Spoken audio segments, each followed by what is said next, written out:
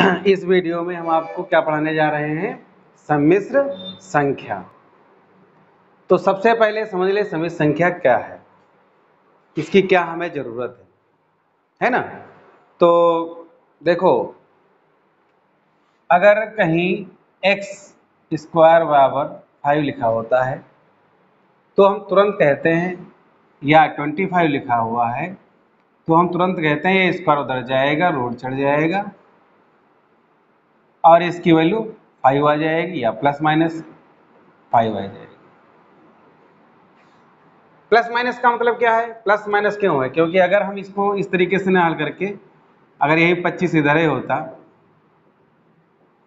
अब 5 का वर्ग बनाते तो एक में x प्लस 5 लेते, एक में x माइनस 5 लेते, तो एक हमारा x बराबर माइनस का 5 होता है, एक x बराबर प्लस का 5 होता है। तो कुल मिलाकर x के मान प्लस और माइनस ही रहेंगे, तो है ना।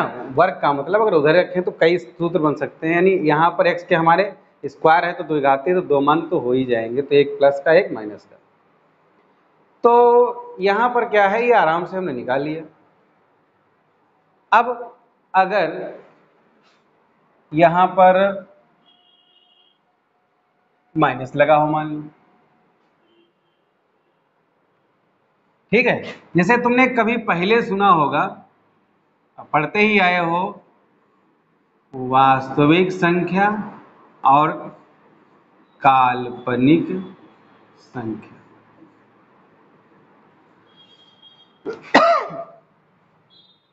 वास्तविक संख्या पढ़े हो, काल्पनिक संख्या पढ़े हो, लेकिन कभी प्रयोग आपने नहीं किया है काल्पनिक संख्याओं का। वास्तविक संख्याएं यानी नंबर लाइन, संख्या रेखा, संख्या रेखा यानी कि जैसे ये बनी 0 1 2 3 ये सब हैं, यहाँ पर एक एक सेंटीमीटर बिंदु डाल लें, 1 2 3 4, ये कहाँ जाती है, प्लस अनंत तक जाती है। और इधर बाएं में क्या जाती है, -1 -2 -3, कहाँ तक जाती है, माइनस अनंत तक जाती है। तो माइनस अनंत प्लस अनंत के बीच की जितनी भी संख्याएं हैं वो सभी क्या कहलाती हैं, वास्तविक संख्या। ठीक, माइनस अनंत और प्लस अनंत के बीच की जितनी भी संख्याएं हैं वो सभी क्या हो जाती हैं, वास्तविक संख्या। अब इनके बीच की संख्या, ये जैसे 2 3 4, ये -1, ये पूर्णांक है तो ये भी रहेंगे, और इनके बीच का तो सब कुछ रहेगा। जैसे अगर हम 1.1 1.2 या 1/2, है ना, तो इस तरीके से चाहे भिन्न की संख्या हो, चाहे दशमलव वाली संख्या हो, चाहे वो माइनस का पूर्णांक हो, चाहे धन प्लस का हो, ठीक, चाहे धनात्मक पूर्णांक चाहे ऋणात्मक पूर्णांक, कैसा भी हो, यानी माइनस से प्लस लेकर के जितनी भी संख्याएं हैं वो सभी वास्तविक हैं। और अभी तक आपने जितनी भी संख्याएं कक्षा 10 तक पढ़ी हो सब हल करते आए हो, जो है वो सब वास्तविक। हल और भी करोगे, वास्तविक ही रखोगे, लेकिन ये आपका चैप्टर, जब वास्तविक संख्या बार बार नाम लिया जा रहा है तो इसका मतलब कहीं ना कहीं तो काल्पनिक संख्या भी तो होंगी, है ना। तो वास्तविक संख्या के साथ काल्पनिक संख्या, काल्पनिक माने कल्पना, जैसे आप लोग भी पढ़ाई करते हो, वास्तव में पढ़ क्या रहे हो ये दिखता है आपको, कल्पना तो है ही है कि हम डॉक्टर बनेंगे, इंजीनियर बनेंगे, या इतना पैसा कमाएंगे, इतना ये करेंगे, है ना। तो कहीं ना कहीं वास्तविक के साथ कल्पना भी जुड़ी होती है, वास्तविकता के साथ काल्पनिक भी भाग आपके जिंदगी का भी होता है, जुड़ा होता है। तो ऐसे ही संख्याएं भी हैं, वास्तविक से साथ साथ काल्पनिक संख्याएं भी जुड़ी हुई हैं। हालांकि जैसे आप वास्तविक पढ़ाई करते हो, पढ़ाई करने के बाद अच्छी पढ़ाई कर दिए तो अच्छा कुछ बन गए, और नहीं अच्छी पढ़ाई कर पाए तो नहीं बन पाए।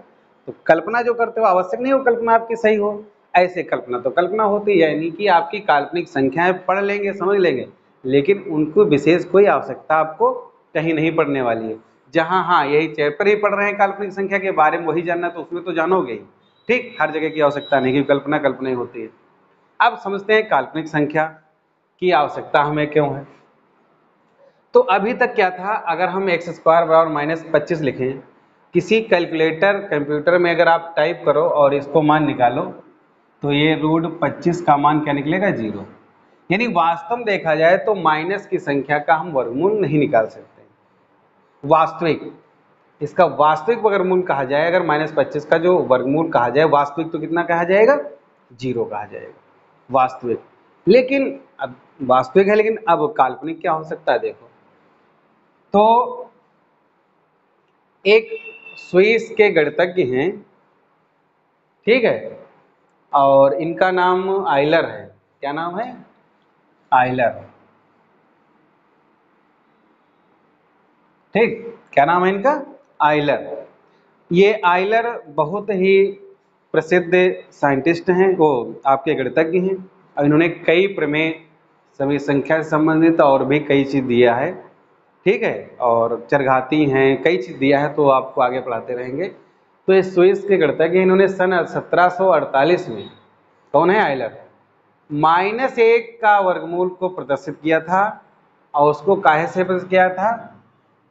ये एक आई है, लेकिन आई हम लोग तो ऐसा बनाते हैं, और यही बनाएंगे हालांकि चैप्टर में ऐसा ही आई बनाएंगे, लेकिन यहाँ पर क्या है, ये सिंबल है, एक सिंबल के टाइप का, ऐसे करके बिंदी रख देना है। ठीक, ये ग्रीक अक्षर है, और जिसका नाम क्या होता है? Iota, IOTA, iota.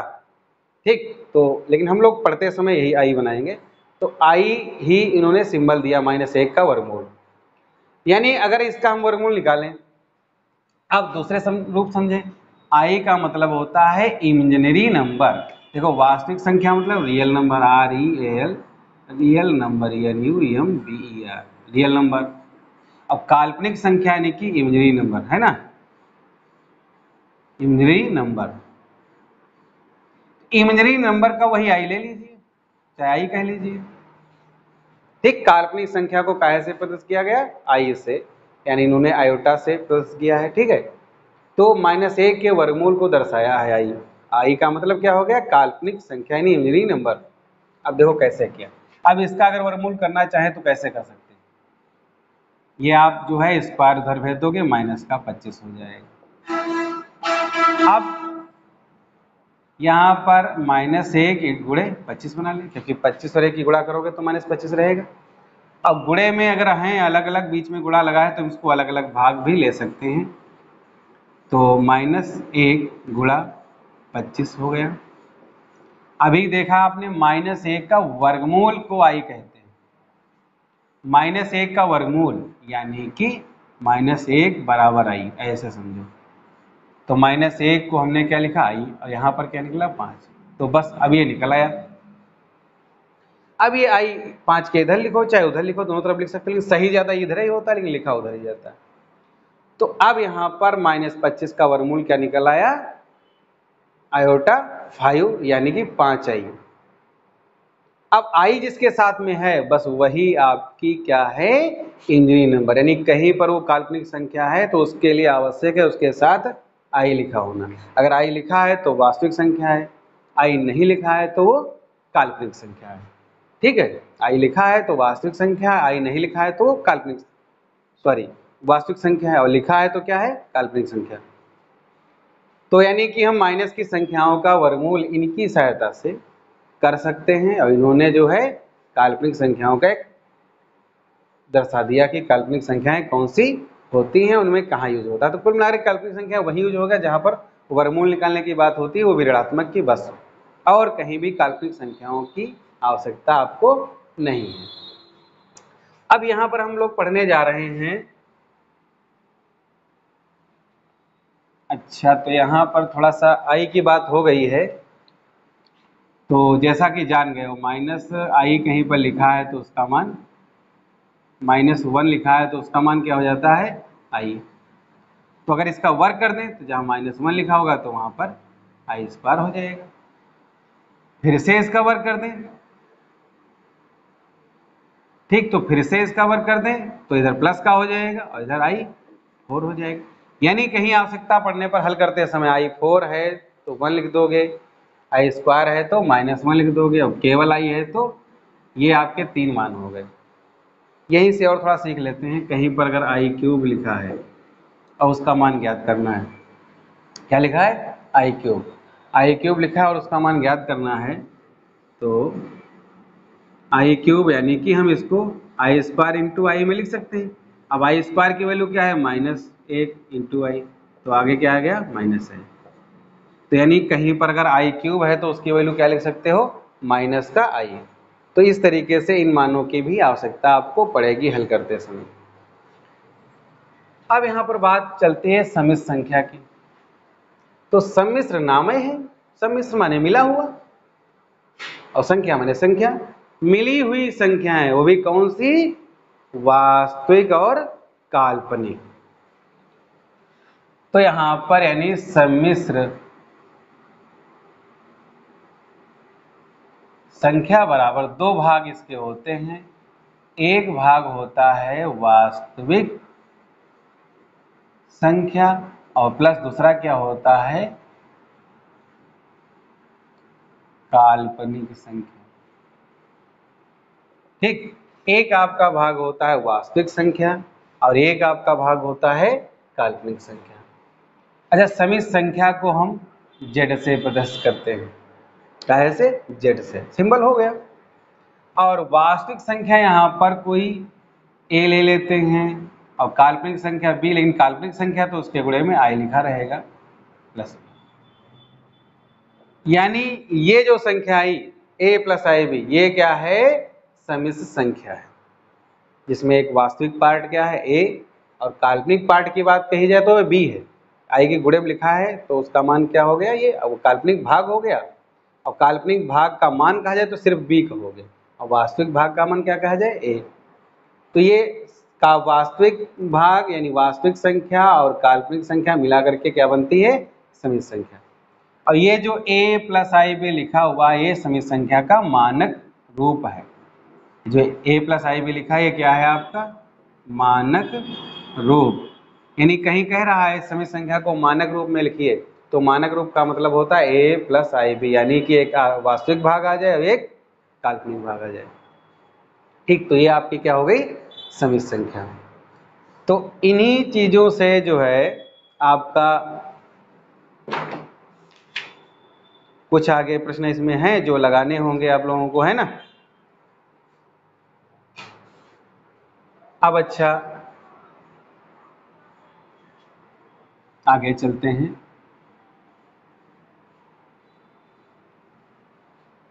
जैसे कोई सम्मिश्र संख्या है z बराबर a प्लस आई बी, ठीक, कोई सम्मिश्र संख्या है z बराबर a प्लस आई बी, तो इसका कह रहा है क्रमित युग्म में लिखो। कहीं मतलब कह रहा है कि अक्षों पर दर्शाओ इनका, यानी कि ग्राफ बनाओ। तो सम्मिश्र संख्या को हम संख्या को ग्राफ द्वारा भी प्रदर्शित कर सकते हैं। कैसे करते हैं देखो, सबसे पहले वास्तविक वाला ले लिया जाएगा, फिर कॉमा काल्पनिक वाला ले लिया जाएगा। आई नहीं लिखना है, वास्तविक पार्ट लिखना है, और ठीक है, यानी कि रियल पार्ट लिखना है और इमेजिनरी पार्ट लिखना है। ठीक, आई नहीं लिखना है। हाँ, अगर प्लस माइनस लिखा है तो माइनस लगा लोगे, निशान इसका इसके साथ रहेगा, इसका इसके साथ रहेगा। निशान आई का थोड़ा ना होता, निशान बी का होता है, निशान ए का होगा। सबसे पहले लिख लेंगे। अब इसको अगर हमें अक्ष में प्रदर्शित करना है, अक्षों पर कह रहा है ग्राफ इसका बनाओ, किसी भी सम्मिश्र संख्या का ग्राफ बनाना है। तो जैसा कि आप जानते हो ये एक्स अक्ष होता है, ये वाई अक्ष होता है। यहाँ पर तो सिर्फ ए दिया है, तो मान लो ए इतनी दूरी है, अभी 5 दिया होता तो 5 गिनते, 6 दिया होता तो 6 गिनते। तो यहाँ पर क्या है, ए इतनी दूरी है, ठीक है। या यहाँ पर हम इनको x और y लिख लेते हैं, x और y, तो यहाँ पर x, y हो गया। तो यहाँ से यहाँ तक की दूरी कितनी है, x है, मान लो ये दूरी कितनी हो गई, x है। और y पर गिनेंगे, ध्यान दें अगर आपका x माइनस का हो तो इधर गिनोगे, और प्लस का है इसलिए हम उधर गिन रहे हैं। y प्लस का है तो ऊपर गिनेंगे, और माइनस का हो तो नीचे गिनेंगे, ये तो सब आप लोग जानते ही होंगे। तो यहाँ पर y मान लो गिनते या गिनते आए यहाँ तक पहुँच गए, तो ये दूरी कौन सी हो गई, y। इस बिंदु को हमने a ले लिया कैपिटल, और इसको बिंदु b ले लिया। अब इसको अगर अब बिंदु है कहाँ पर, तो इसको पहले ऐसा डॉट डॉट करके मिलाते हैं। ग्राफ पर बना रहे हो तो सीधी लाइन दिख ही रही होगी। तो यहाँ पर जो बिंदु हुआ वो आपका x, y हो जाएगा। ये जो बिंदु हुआ वो कौन सा हो गया, x, y बिंदु हो गया। इसको o से मिला देते हैं,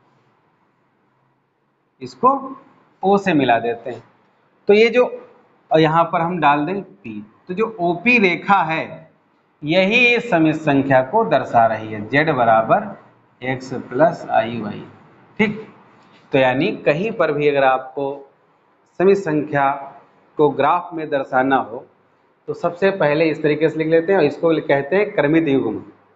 क्या कहते हैं? क्रमित युग्म के रूप में लिखना। कभी अगर एक नंबर का सवाल आ जाए, कह रहा हो कोई संख्या दी है उसका क्रमित युग्म लिखिए, तो आपको इस तरीके से लिख देना है। ठीक, क्या लिख दोगे? क्रमित युग्म। और फिर उसके बाद में यही जो आ जाएंगे बिंदु, इन्हीं बिंदुओं को आप ग्राफ पर दर्शाओगे तो ये समित संख्या हो जाएगी। अब इसमें समित संख्या में कुछ और होता है। अब देखो, ये संख्या यानी जो रेखा है, इस एक्स रेखा का एक्स से कुछ झुकाव दिख रहा है ना? तो एक्स अक्ष से जो झुकाव दिख रहा है कुछ ना, तो ये जो झुकाव है इसको अगर हम थीटा ले लें तो ये कहलाता है कोणांक। क्या कहलाता है? कोणांक, या हम इसको अल्फा ले लेते हैं। ठीक है, तो ये समित संख्या का जो एक्स अक्ष से झुकाव होता है वो क्या कहलाता है? कोणांक। अभी मान लो ये संख्या इधर होती तो ये वाला झुकाव माना जाता, अगर यही संख्या आपकी इधर होती कहीं तो ये झुकाव हो जाता, अगर यहां पर संख्या होती तो इधर ना होकर के ये वाला झुकाव ले लिया जाता।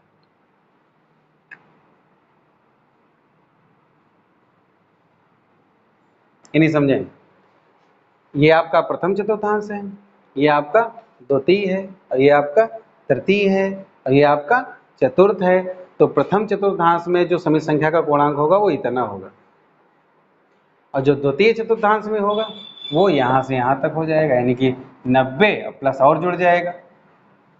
और तृतीय चतुर्थांश में होगा तो इतना पूरा एक्सेस ही प्लस और जुड़ जाएगा। और चतुर्थ में जब होता है तो जस्ट उसी का माइनस कर लेते हैं, जितना जो है यानी कि माइनस में लिख लेते हैं। इसको हम आगे बताएंगे, पूर्णांक के बारे में आगे बताएंगे, अभी नॉर्मल बता रहे हैं। ठीक,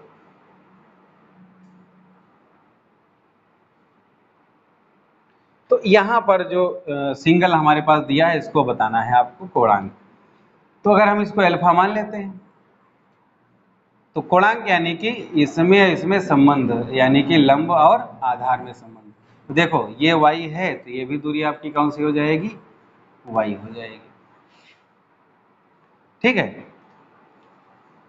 तो यहाँ पर अगर हम tan अल्फा बराबर लिखें, अगर इसमें हम त्रिभुज OAP में चलें, OAP में चलें तो क्या लिख सकते हैं? tan अल्फा बराबर, तो tan अल्फा बराबर क्या होता है? लंब बटे आधार, यानी y बटे एक्स। अल्फा tan को उधर भेज दो तो अल्फा बराबर क्या हो जाएगा? tan इनवर्स y बटा एक्स। बस यही आपका क्या हो गया? कोणांक।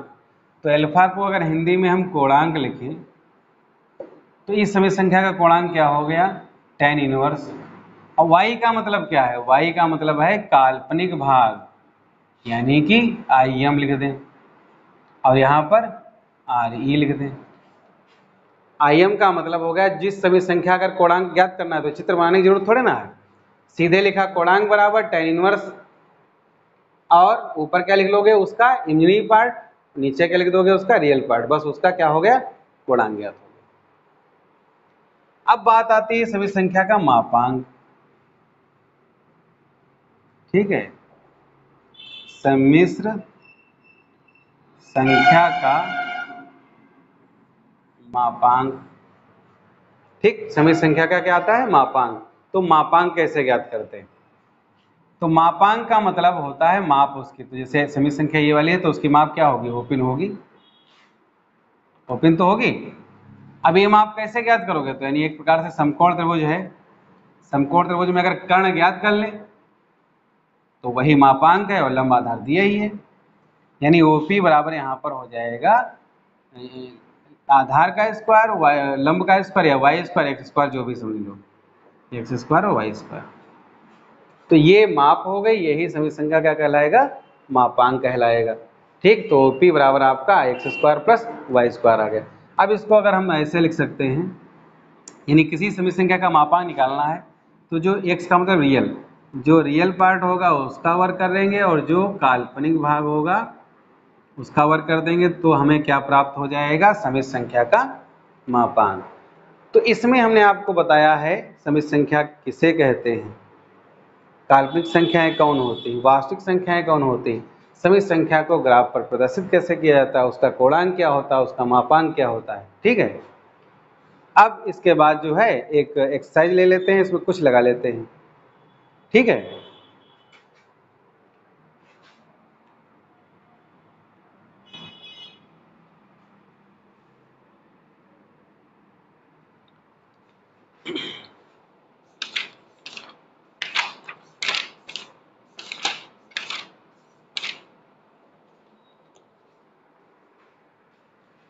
तो यहाँ पर एक्सरसाइज हमारे पास है 5.1। हमारे पास जो बुक है 5.1 आपके पास, आप जानो। तो पहला प्रश्न है, तो यहाँ पर हल करना है 5i और ब्रैकेट में 3/5। ठीक, आप जानते तो है ही हो, खाली आई क्या होता है √-1, आई स्क्वायर क्या होता है -1, आई क्यूब क्या होता है -i, आई 4 क्या होता है 1। ठीक, इनकी आवश्यकताएं पड़ती रहेंगी, इन्हीं की सहायता से आपको हल करना है। तो जैसे इस प्रश्न को हल करना है, तो हल करने क्या है, आप जानते तो है, 5 कैंसिल हो जाएगा और -3 गुणा करोगे और गुणे में आई स्क्वायर हो जाएगा, और आई स्क्वायर की वैल्यू क्या होती है -1, यानी क्या आ गया -3। यह आपका पहला प्रश्न हल हो गया। मान लो 2 नंबर लगाना है i⁻9 + i⁻19। ठीक, मतलब इनको हल करना है, ये समीकरण जो दिए हैं इन्हें हमको हल करना है। नहीं, कह रहा था a + ib के रूप में व्यक्त करो, तो यानी मानक रूप में व्यक्त करना है, मानक रूप। तो a + ib के रूप में व्यक्त करना है, यानी मानक रूप व्यक्त करना है। तो मानक रूप में क्या होता है, एक होता है वास्तविक भाग, एक होता है काल्पनिक भाग। खाली -3 आया है तो ये वास्तविक ही है, प्लस आई गुणे अपने आप 0 बना लोगे, क्योंकि काल्पनिक इसमें बचे नहीं। आई वाला बचे तो आई पोर्शन लिख दिया जाएगा, वास्तविक जगह पर 0 लिख दिया जाएगा। तो इस तरीके से आपको उत्तर लिख देना है, यानी मानक रूप में उत्तर लिखना है। ठीक, अब इसको भी हल करते हैं, मानक रूप में उत्तर लिखते हैं। तो यहाँ पर देखो 9 दिया है, ठीक, 9 दिया है, तो यहाँ पर हम 9 को आई से तोड़ लें, i⁻4 इंटू आई। देखो ना, यहाँ पर पावर 1 मान लो, तो 4 4 8 और 1 9 आपका हो गया। यहाँ पर जैसे i⁻4 की पावर 4 कर लो, ठीक है, तो कितना हो जाएगा 4 × 16 और इंटू हम आई क्यूब कर लें। ठीक, तो 4 × 16 और 3 कितना हुआ 19। या आई क्यूब को ऐसे भी लिख सकते हो, आई स्क्वायर इंटू आई, कुल मिला करके यहाँ सारी पावर जोड़ो तो इतना आ जाएगा। अब i⁻4 का मान कितना है 1 है, i⁻4 का मान 1 है, ये तो आई ही रहेगा। i⁻4 का मान 1 है और आई स्क्वायर का मान क्या है -1 इंटू आई ही रहेगा। तो यहाँ पर आई बचा और यहाँ पर आपका -i बचा, और ये सब गया कट, सब गया कट। तो यहाँ पर अगर हम मानक, ठीक है, अगर हम यहाँ पर मानक रूप लिखें तो ये जो 0 बचा है वास्तविक कहलाएगा। तो 0 + i गुणे 0, ये आपका समय संख्या यहाँ पर आ गई। ठीक, तो इस तरीके से आपको ये प्रश्न हल करने हैं।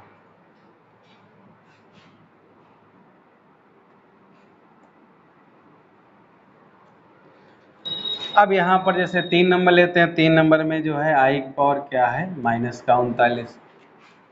तो माइनस का है, तो माइनस को अगर आप प्लस बनाओ तो सबसे पहले आई की पावर 39 ऐसा लिख सकते हो। ठीक, माइनस को अगर प्लस बनाया जाए तो इस तरीके से लिख सकते हो।